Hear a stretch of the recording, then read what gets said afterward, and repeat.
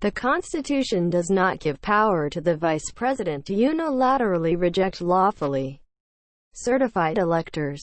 Fox News Sunday anchor Chris Wallace says Vice President Mike Pence flew to West Virginia on Friday to attend and speak at a public celebration for the late Air Force Brig. Gen. Chuck Yeager. Pence, in an opinion piece on FoxNews.com, praised the legendary pilot and first person to break the sound barrier for his heroism and selflessness. A day earlier, the vice president made a surprise visit to the Capitol to greet National Guard troops and thank them for their service. Vice President Mike Pence speaks to National Guard troops outside the U.S. Capitol Thursday, Jan. 14, 2021, in Washington. AP photo, Alex Brandon. Pool. Tens of thousands of National Guard troops have been called to Washington in the wake of last week's attack on the Capitol, to protect next week's inauguration of President-elect Joe Biden.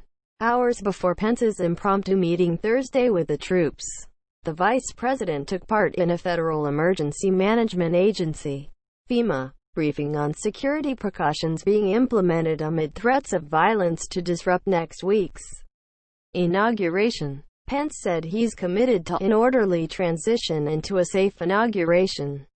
Unlike President Trump, Pence has been very visible since last week's storming of the Capitol by Trump supporters and far-right extremists, who were protesting the certification by Congress of Biden's Electoral College victory over the president. Pence, in his role as vice president, was presiding over the joint session of Congress at the time the Capitol was breached by the rioting mob. 5 people, including a Capitol Hill police officer, died during the attack. "We all lived through that day of January the 6th, Pence said at the FEMA briefing.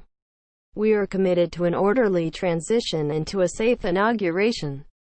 The American people deserve nothing less."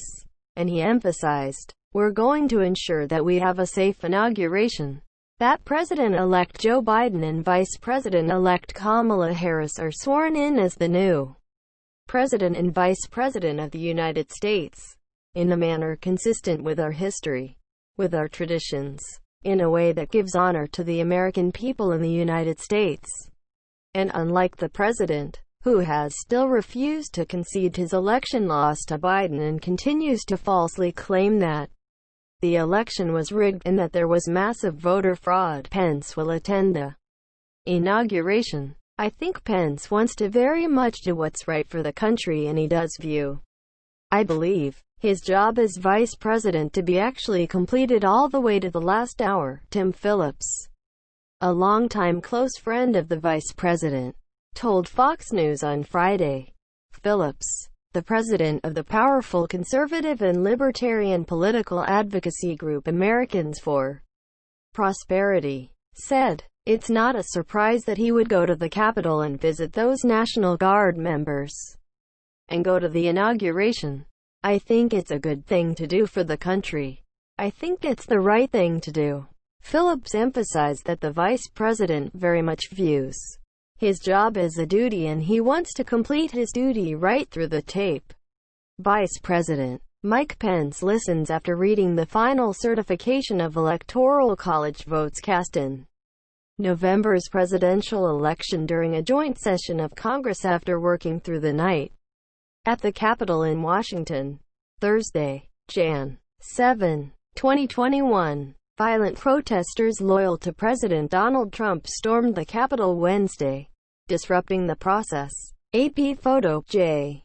Scott Applewhite. Pool. Ahead of last week's congressional certification of Biden's electoral victory, Trump had repeatedly urged Pence to refuse to accept the pro-Biden electoral slates in a handfuls of states that the former vice president had narrowly edged out Trump.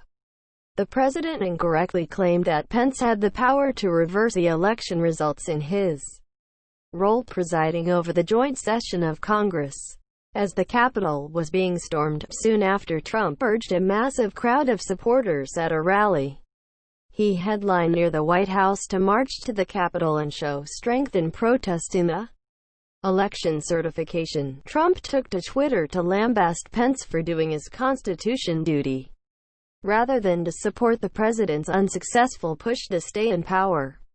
While Pence is standing with the president, some of Trump's most devout supporters, and with some far-right extremists, has definitely taken a hit. Phillips predicted that the vice president emerges with even more respect. The longtime conservative leader and activist told Fox News that he thinks Pence leaves office with an enormous reservoir of gratitude from a large number of Americans, from donors to activists to a large number of Americans.